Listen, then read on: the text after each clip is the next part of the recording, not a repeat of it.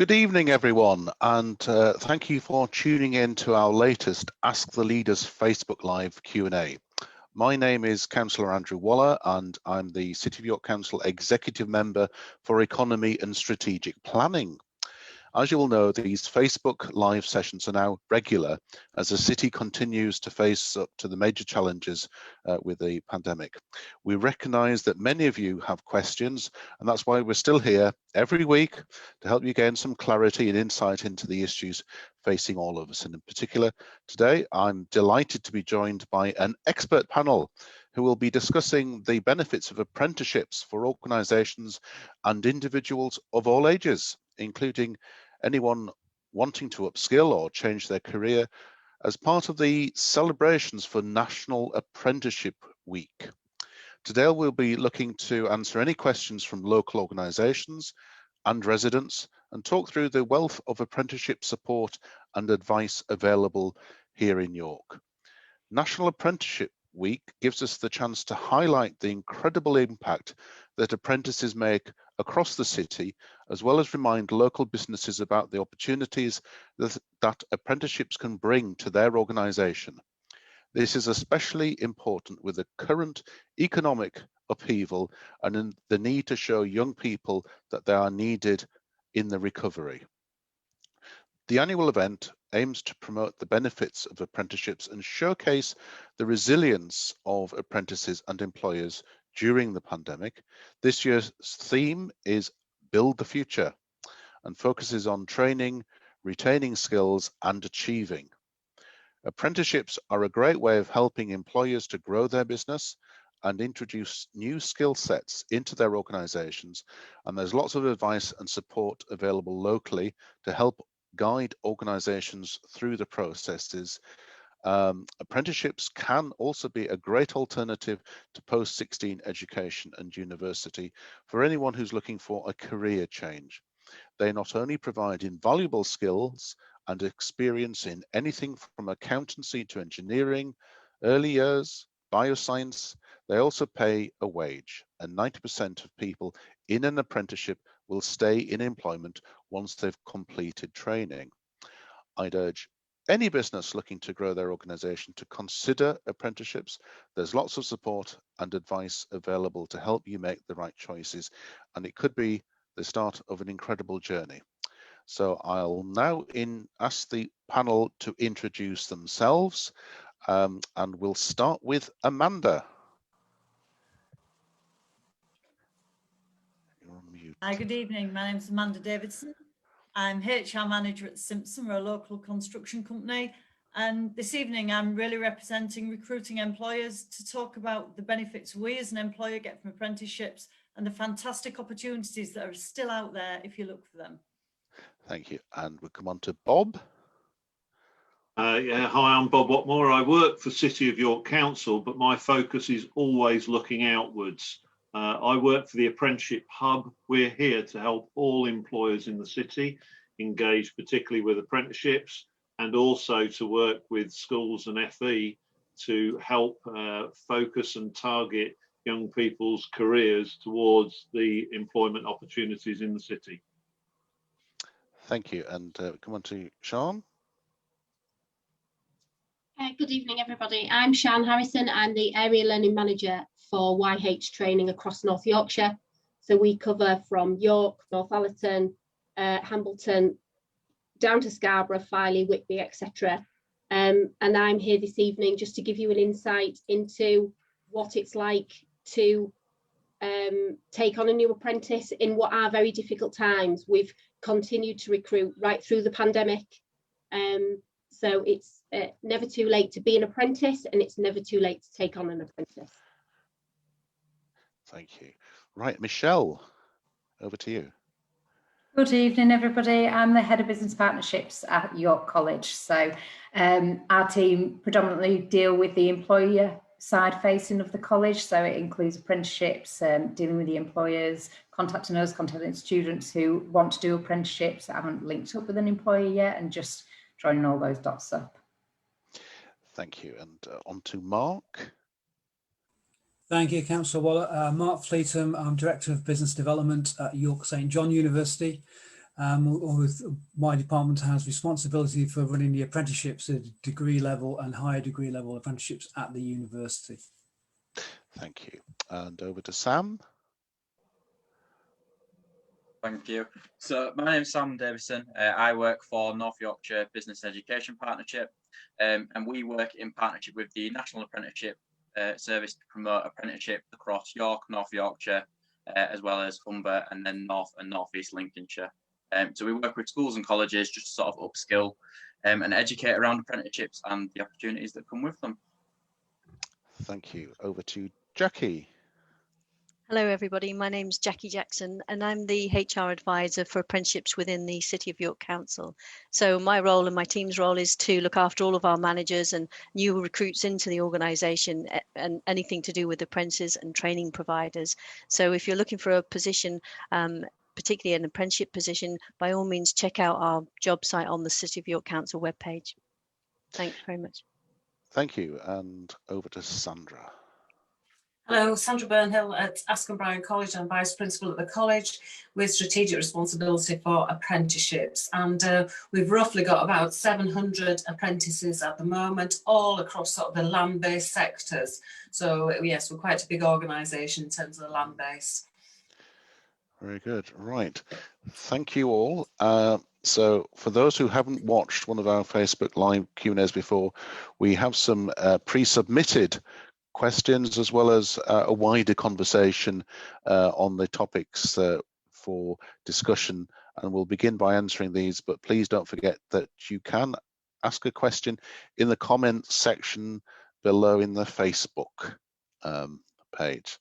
So if we just come on to Bob and Amanda, just would you like to summarize what are the benefits for apprenticeships and traineeships, and what can these do for my business?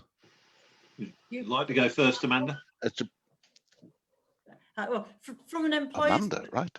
From an employer's point of view, yeah, fantastic to bring new people in, whether they're a young person from school who's bringing energy and enthusiasm and asking questions, to someone who's maybe had a career before and is bringing transferable skills and information. It's nice to have them there. And for our own staff, it's fantastic because you sometimes don't realise how good you are and what you know till you share it with someone else. So it's a great motivator for your own people to share with others. And it also gives a good stream of qualified people coming through. So whether you train those people in apprenticeships and keep them in your organisation and they stay with you, as ours tend to do, some of our apprentices have been with us 20 years, and that sort of says how long I've been there. But equally, if not, they go into our supply chain. So if they don't stay with us, they either go to our clients or our suppliers, and that means you've got really nice qualified people, around you. So it does seem to be a win-win all round. Thank you for that, Amanda. Bob, do you want to? Yeah, just to add to that, and we generally find that other employees within a business pick up off that energy. There's mentoring opportunities for other employees.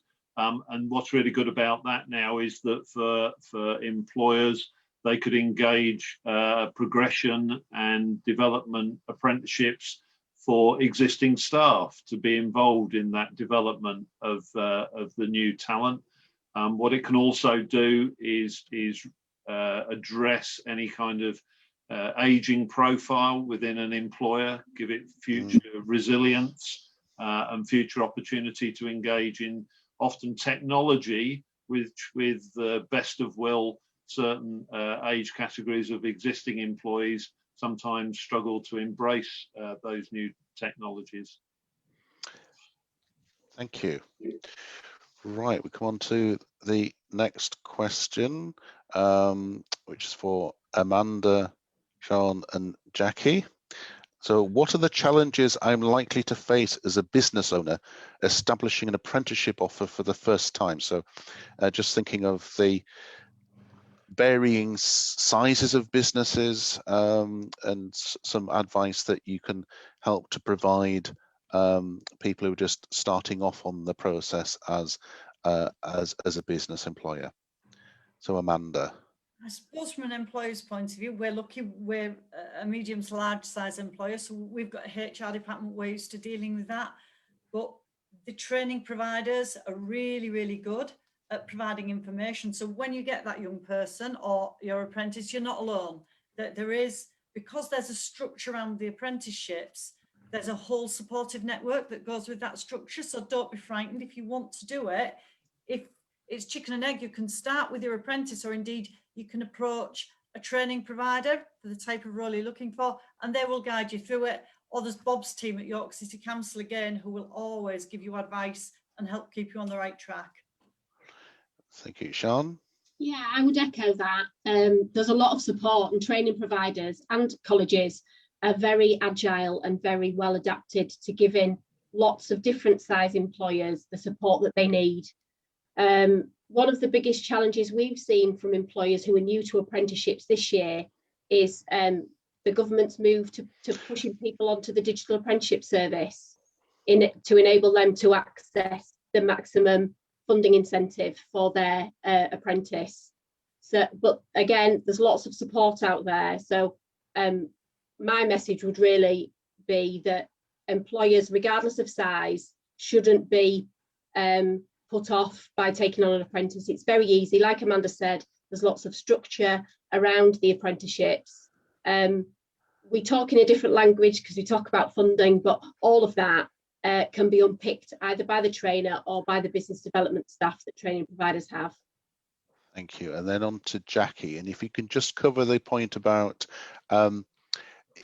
this push for digital, if I'm not always that digitally savvy, so if you're an employer and you think prospect of a new government website, how, you know, who's going to hold my hand? Yeah, well, as I say, there's brilliant YouTube channels on actually how to get onto the digital account that the government set up. So I definitely urge everybody to put that in terms of the search engines, that when you're looking for, you know, how to access it. But equally, our apprenticeship hub, Bob, I know Bob's there. So if you want to email apprenticeships@york.gov.uk, we can actually give you some advice about what we've done and share anything that we're doing. And just in terms of that whole how to approach the cohort around apprenticeships, the way we've done it in the council is we're looking at different teams in terms of skills gaps. We're also looking at doing a workforce planning in terms of where are the skills gaps within our organisation. But there is quite a lot of information out there, and we are here, you know, we're more than happy to share any of our learning that we've learned along our journey. So please get in contact with us. Right, that's very helpful. And if we can put a link on the Facebook page, then people will know where to go for these useful Andrew, YouTube clips. Hello, Andrew. If I just come in on the smaller employer yes, one and echo what a lot of people have said. As you will know, our economy of York is fundamentally based on micro and SME businesses, and this is very much the sector that we want to help engage. And thankfully, we've got some really great success stories. Ones we've been focusing on this week is a small estate agent. When I say small, it's a husband and wife, and they've expanded their business with their first 2 new employees, both being apprentices. And Izzy did a great interview on BBC Radio York first thing on Monday morning about the energy that she's bringing to the business. So, and thank you to my colleagues. Absolutely, reach out to us at the Apprenticeship Hub. We're there to hold your hand through those early stages of how to take on an apprentice in a small business. that's really good to have an example of a local business taking advantage of what's on offer, and hearing about a young person benefiting from that. So just to prove that we are live, we have a question from Beverly for Sam. So as a former apprentice, what would be your advice to anyone thinking about the apprenticeship route? In terms of sort of how I looked at it, I would definitely say anybody who is considering an apprenticeship, that's great. And I would say definitely do your research before you fully commit to either an apprenticeship or higher or further education, whatever it might be that you think fits with you. I would also say don't necessarily follow what other people do, whether that's your friendship group or whether that's what parents are maybe advising you to do. Always sort of work out what fits with your circumstances, but also your own skill set. For me, I started my apprenticeship at 18. So I, maybe started typically later than some people. I know people do start at the age of 16, sometimes straight out of year 11. I did A-levels, I went to sixth form because for me, that's what I thought was a good choice. I actually then applied for university and went to university to study business management. I only actually stayed for part of my first term. I quickly realised that it really wasn't sort of what I expected and probably wasn't what I needed. And my backup plan was an apprenticeship. So my other advice would always be sort of have that plan A and that plan B. But do your research first, because then you can commit to whatever option it is that you think is best for you. Get in touch with employers and sort of see what their progression route is like and what they can offer you, as well as sort of what that vacancy looks like, I suppose. But yeah, just sort of do research and sort of work out what's a good fit for you, maybe not necessarily what everybody else is doing, I suppose.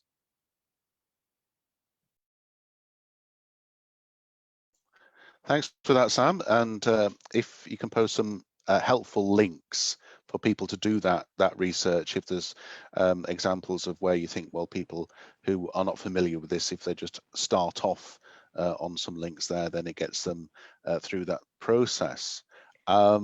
So just working through some of the pre-sent in questions to Bob and to Jackie.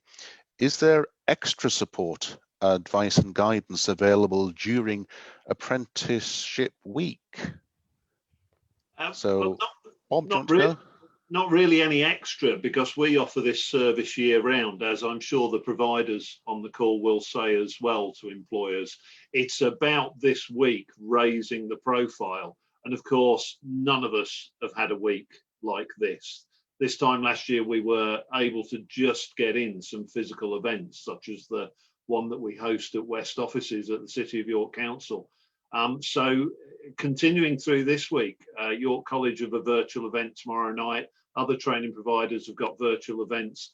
Askham and Bryan have got a virtual drop-in that you can go into. What we're doing is signposting and raising the profile.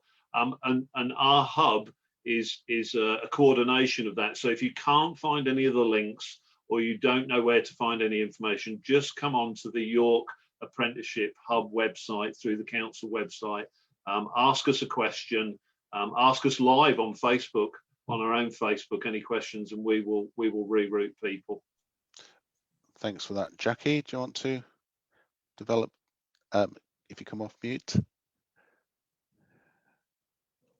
I would just, sorry about that. I was just typing in Apprenticeship Hub email and links. I would echo what Bob was saying. We offer that service all year round. And if you just jump onto the City of York Council web page and type in apprenticeships, it'll take you straight to our page with lots of information, lots of links. So if you need to find anything out, so by all means do that.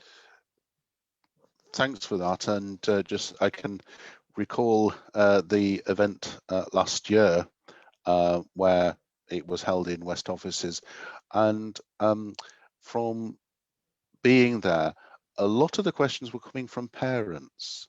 I think there's a process to guide families through this. So is there specific links, opportunities for them to ask the questions that they would have asked at a physical event like that?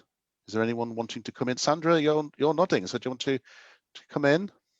Yes, yeah, just to clarify that at any virtual events at any of the colleges, then yes, there is the opportunity to ask questions similar to this in terms of the chat functions, but in sort of breakout rooms as well, you can ask questions. So absolutely, there's that opportunity.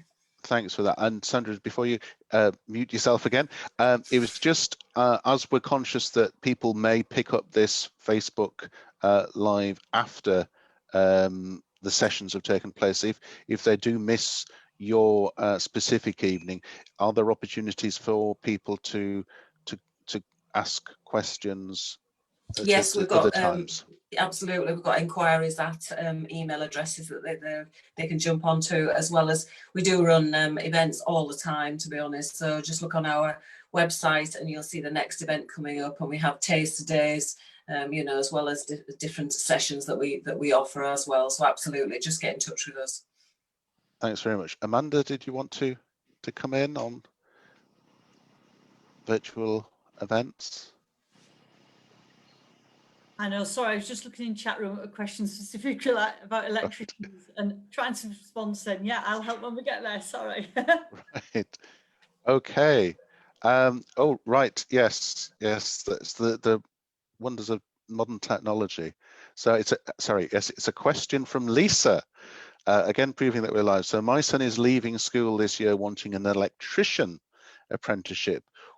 Where is best to apply? So I think if we just deal with them in the general terms, we're not recommending a specific company, but where would you go for that information, for the options?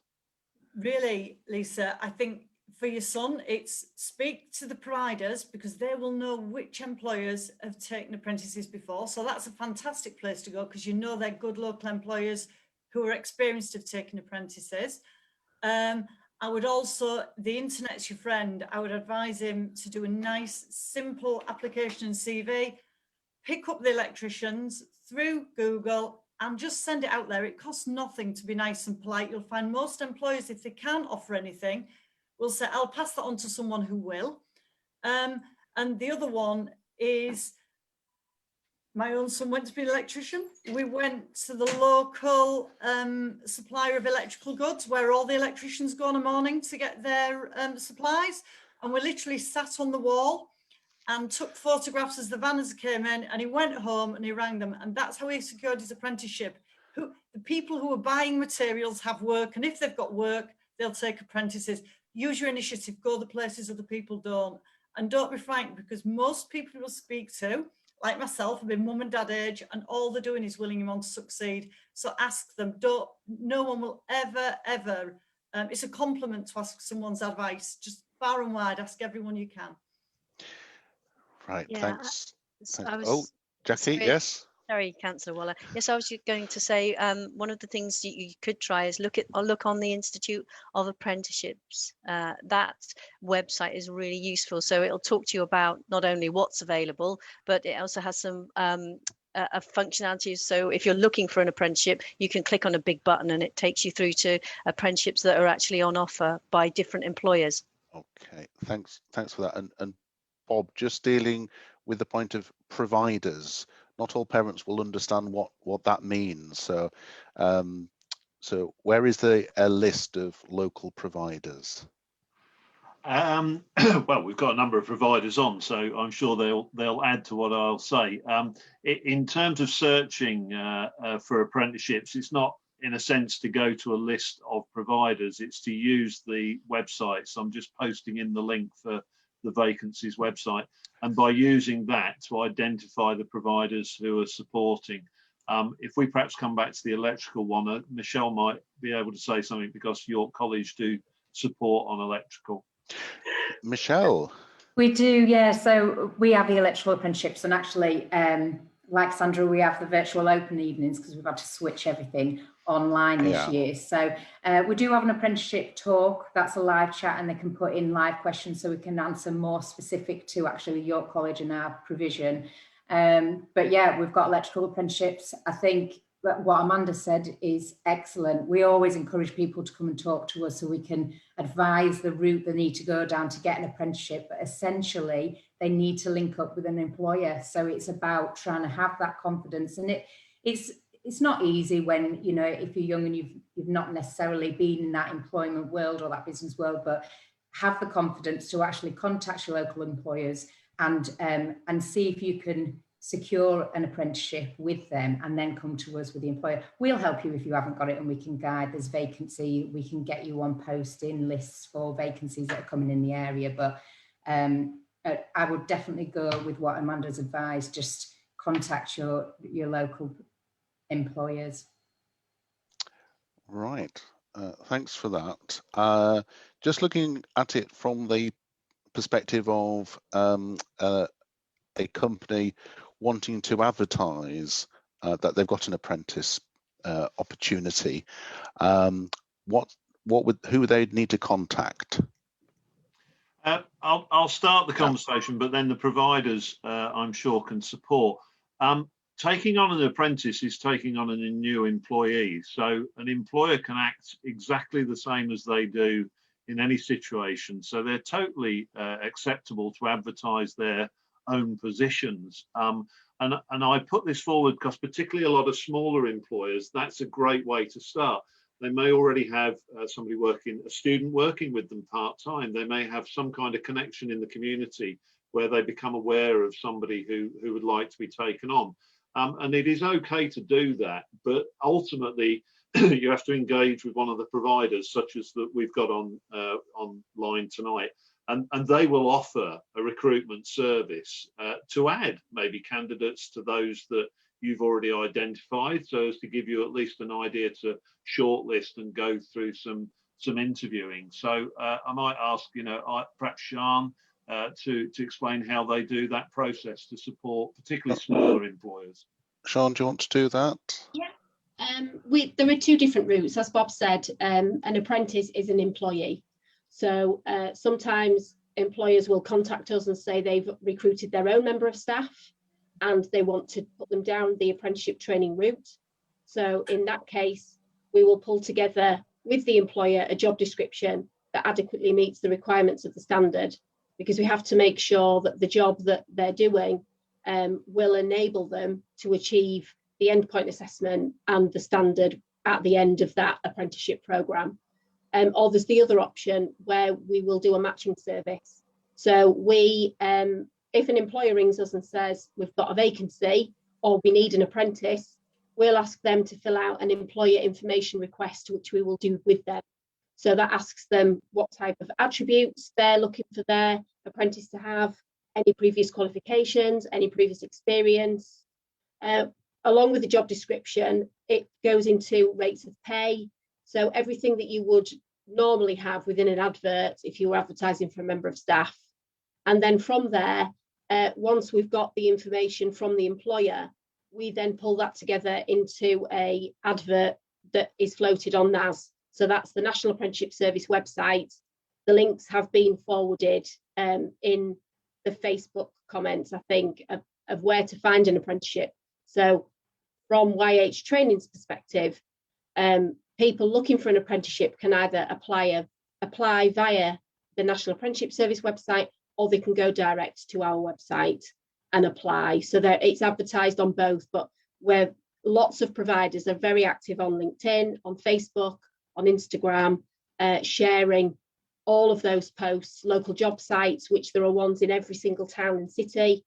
So there's lots of places. If you want your vacancy advertised, it can go anywhere you want it to.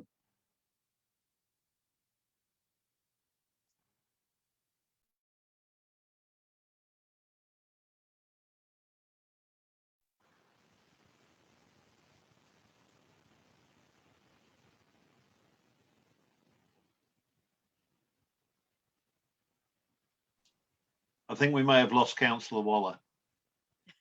Yeah, it's gone very quiet. Okay, to bring Marc in, if I may, because we haven't heard from Marc yet. Let's consider some of the questions around what York St John can offer in terms of apprenticeships within the city. Hi, Marc. Hi, thanks, Bob.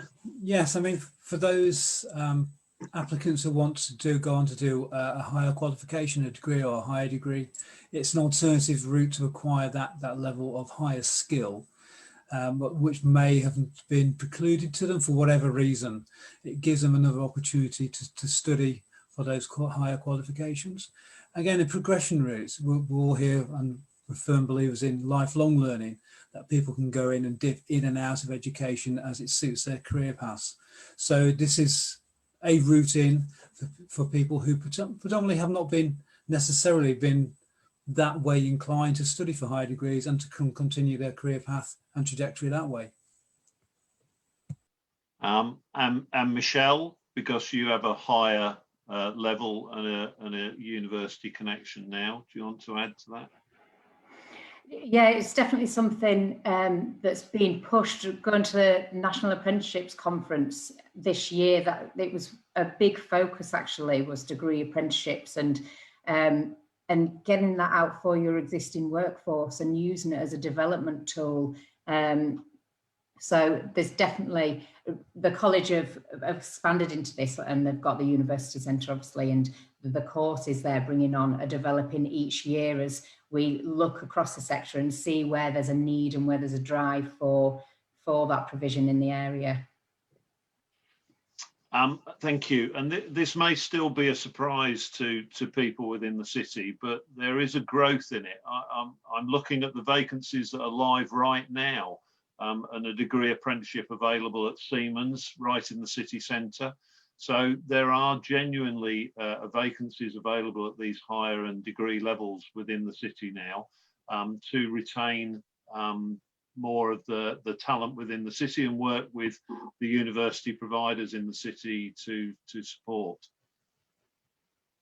Yeah, just echoing that, Bob, sorry, a bit of an echo on my side. Well, lots of the apprenticeships that we're looking at within the council currently, social workers, solicitors, engineers, civil engineers, they're all the higher level stuff, which we're in the process of doing or have done just recently. So it's not just about the what we call level 3, equivalent to like an A level, but that they go from level 3, level 4, level 5, level 6, right up to degree. So yeah, there's a complete breadth of different types of apprenticeships out there if you're interested. And as I say, if you just jump onto the apprenticeships.gov.uk website, it'll tell you everything you need to know about becoming an apprentice, and what's it, even to the point of, is it the right thing for you? So I suggest to everybody to have a quick look on that, parents as well as young people.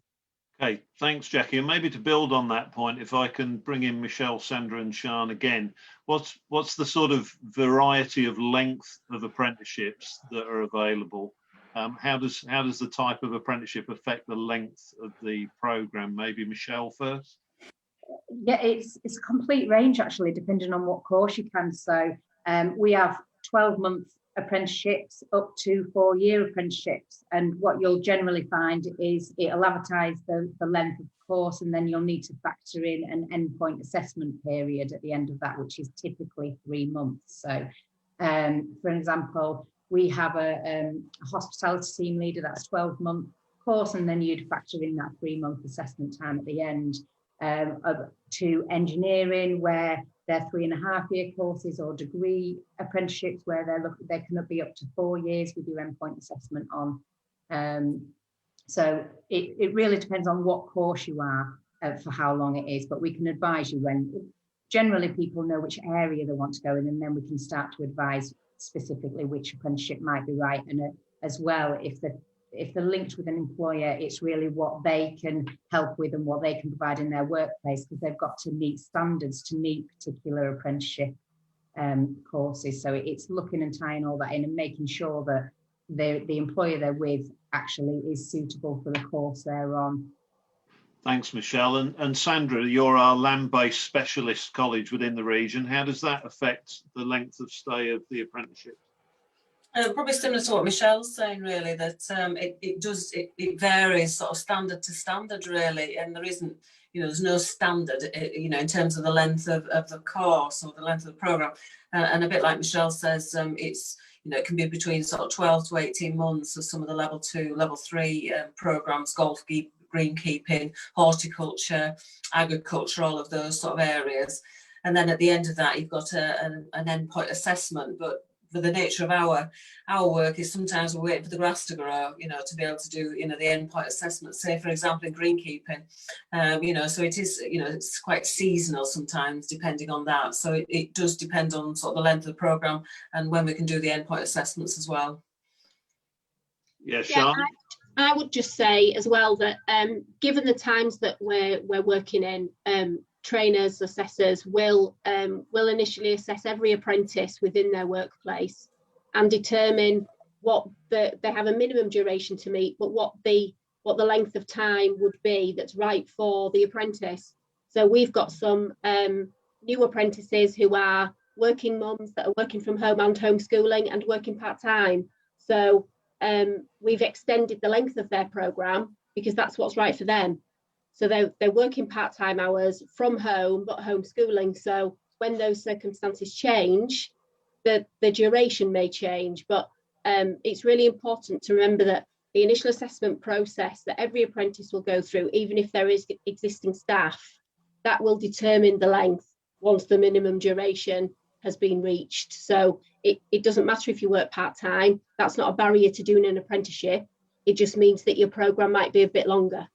Okay, Amanda, did you want to come in on that? Yeah, as an employer, if you're looking to take an apprentice, it is quite important that you look and see what experience that person's going to need to achieve what they need to achieve at the end of apprenticeship, and make sure that you can offer that experience, and also that you've got good mentors and staff to back them up, because it is all about the quality of what you can give. It is learning from others. So it is quite important to work closely with the provider to make sure that if you do have seasonal work or you do have specialist work, that it ties in with the roles you're looking at.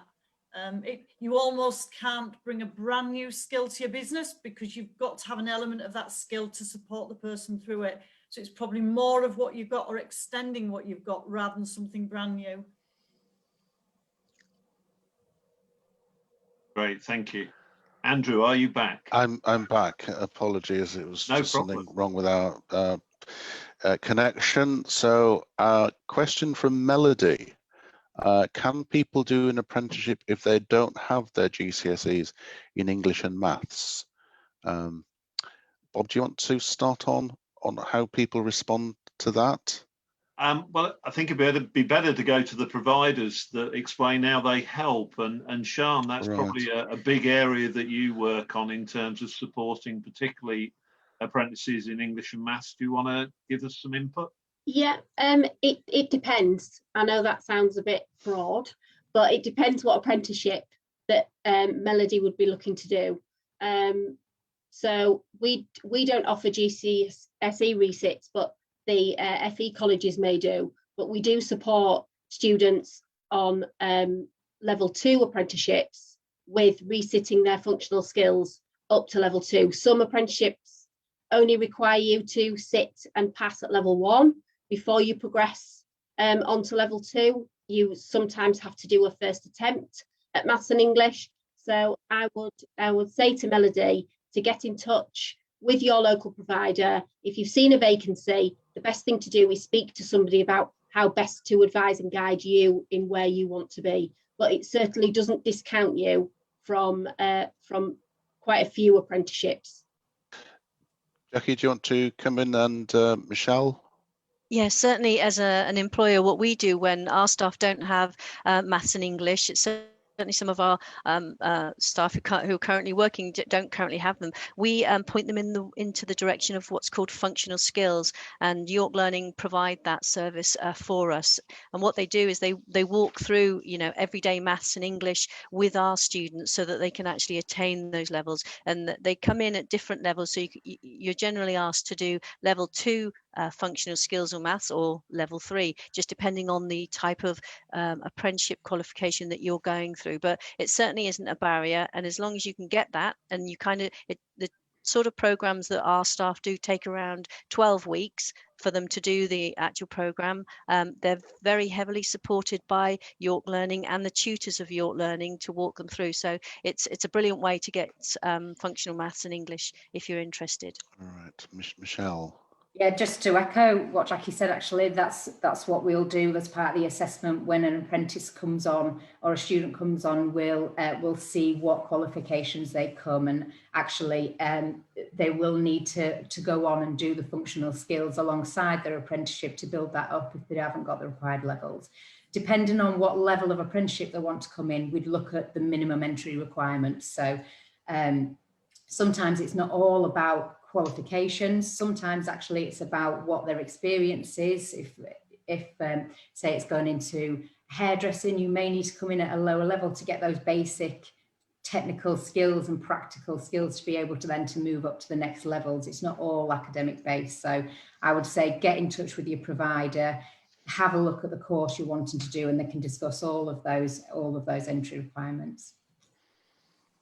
Right, thank you for that. We've got some more questions about wanting people to become electricians. So it's a very hot topic this evening. So, Sian, did you want to come in on that? I think we can put some information in the Facebook page, but if you wanted to pick up on what opportunities there are and how people would find out. Yeah, I think Bob's given some information about Right. JTL being the main electrical provider within the York area. It's not something we at YH Training offer. We don't offer trade apprenticeships. Bob's put something for Catherine to share. Okay, that we'll do that. And, one question. Sorry, Andrew. So this is for Matthew. Yeah, been looking for an apprenticeship for some time. When you search on the Find an Apprenticeship website, it's really important on the top right-hand corner to set up an account, because when you set up an account, you can then save the searches you've done and an alert so that it will email you when new vacancies posted match your requirements. I've done it, apologies, I was doing it whilst the question was coming in. So I've just looked at it. There is currently one available, but it is 29 miles away. And that's the problem. You see, you need to use this search engine regularly to see what vacancies are out there. Or you, of course, could look at it slightly differently. And this is where I can advise people how to do it. You put in electrical, but that will also pick up maintenance in factories, which is also an electrical skill. And Nestle in the city have currently got a maintenance apprenticeship advertised on there, 2 vacancies actually. So you can actually look at it from a different perspective of how to actually achieve an apprenticeship. That's helpful, Bob. Amanda, you wanted to come in on this? Yeah, Matthew, a lot, as we said earlier, a lot of the employers in York, especially electricians, you'll find a micro, which are the very small employers, and they probably won't even know where to advertise on the apprenticeship website themselves. You're going to have to take the initiative and find them. So get that one-page CV and just get out to them. And sometimes they won't have websites. These aren't huge companies. These are people who are running with 4 or 5 employees.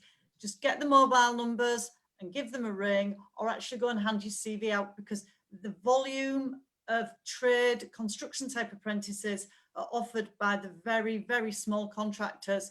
The beauty of doing that, if you go to a big website, you'll be competing against 8 or 9, maybe even 100 people for a job.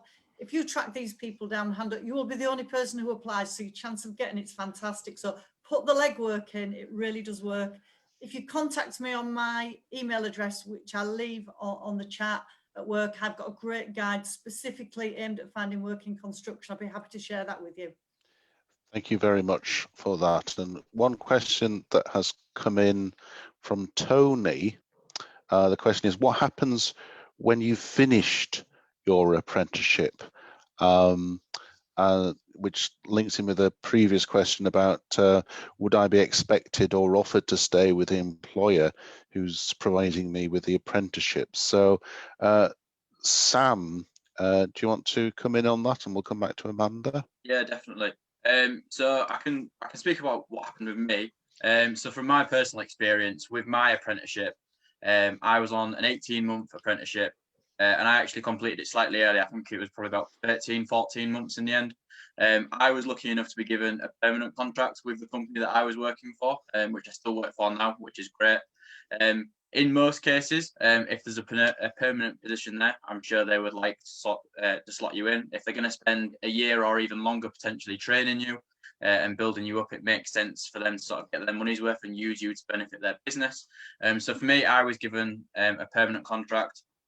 In some cases, it might lead you to a progression opportunity for a higher level apprenticeship.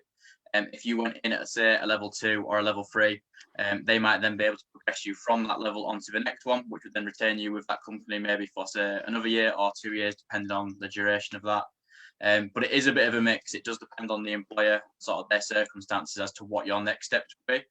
which is why I would always advise people to sort of at an interview point, do ask what your progression would be once you have completed that apprenticeship. What are those next steps, and what does it look like in terms of sort of, you know, the next 6 to 12 months beyond that point, I suppose. Thank you. Amanda and then Jackie. I would certainly echo what Sam said. That was a really good and full answer, Sam.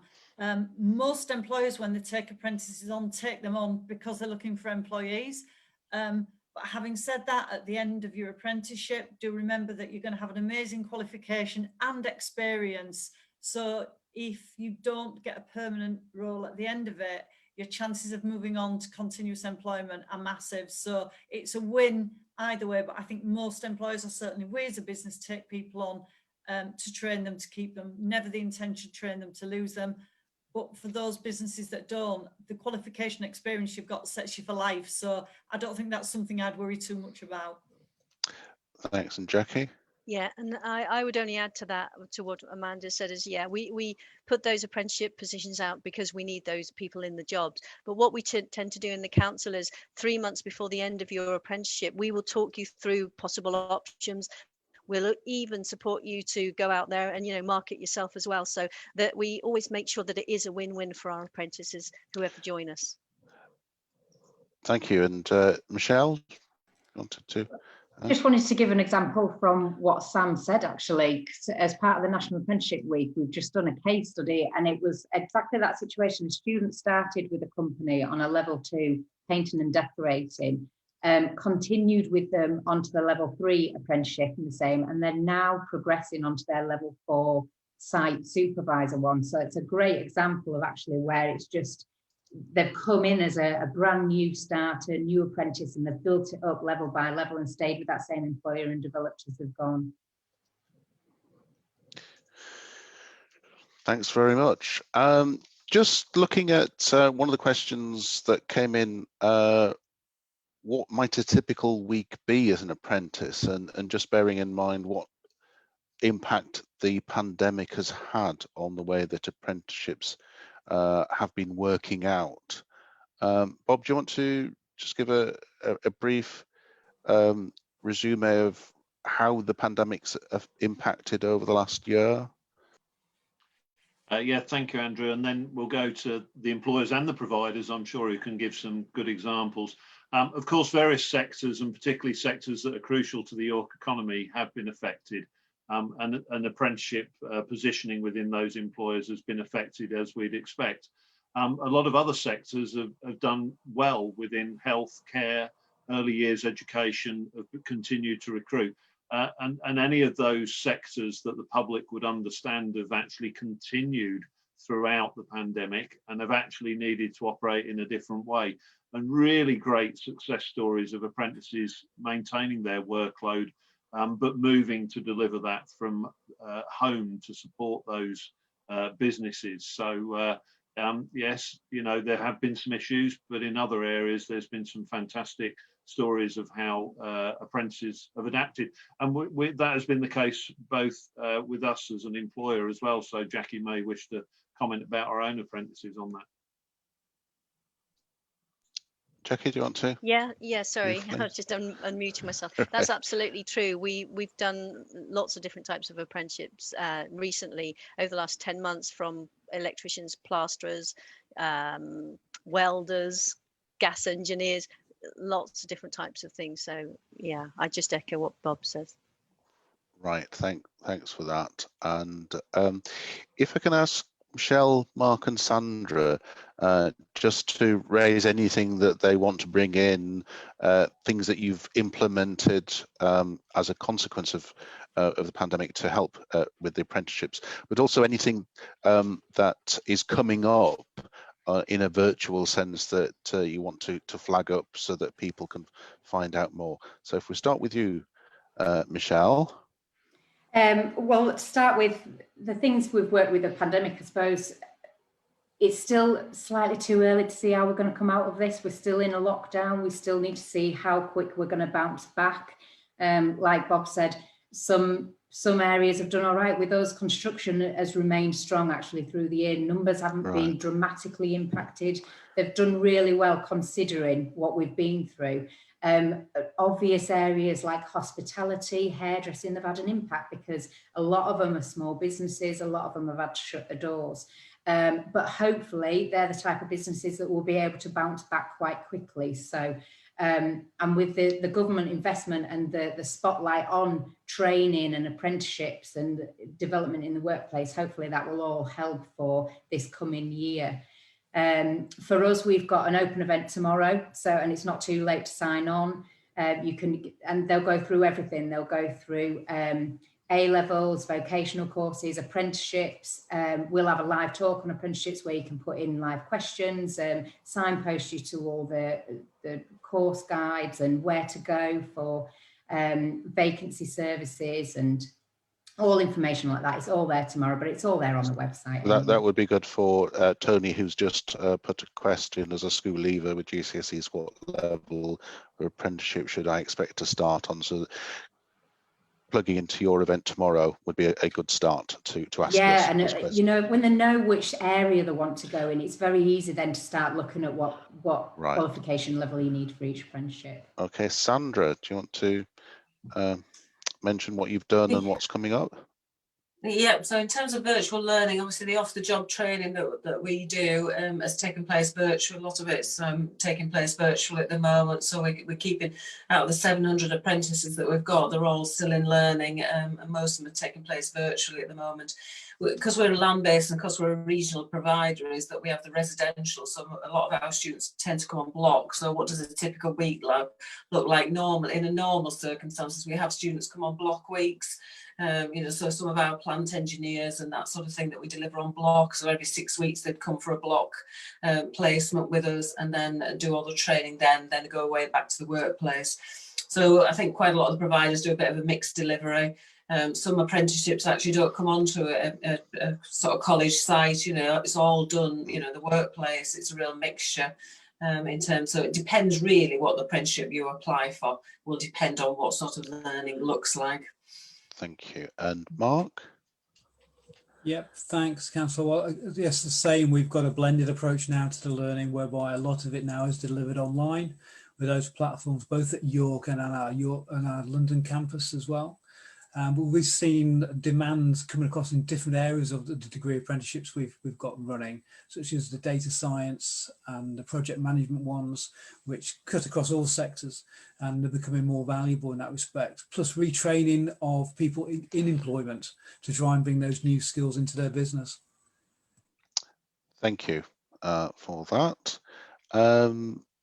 And do any of the other providers want to comment on the changes that have been implemented as a consequence, and anything else you would like to plug in the last few minutes before we sign off? Sam, did you want to? Yeah, Sam, well, there's a really good event on Friday. All right. Where Sam and an organisation of employers across the region have put on a series of events that students can engage with. So we've got some links that we can post, but Sam can probably talk about it. Right. Yeah, definitely.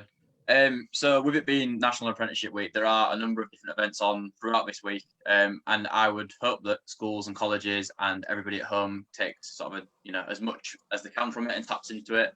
But on Friday, we've got an event on, as Bob has said, with a number of different employers sort of showcasing apprenticeships and the opportunities that come with them, but also sort of giving people a bit of a run through as to what to expect, maybe through that application process right the way through to completion and then next steps. So hopefully if anybody has got questions from tonight which haven't been answered and they haven't got the right links or anything like that, that would hopefully be a really good one to sort of get in touch with and sort of just tune in for even a quick 5-10 minutes if you can't make the whole session. But yeah, we do have links for it, so hopefully they'll be posted in the chat, and that's able for people to sort of sign up. And if not, just follow us throughout the remainder of the week at York Apprentices on Twitter and on our Facebook, York Apprenticeships.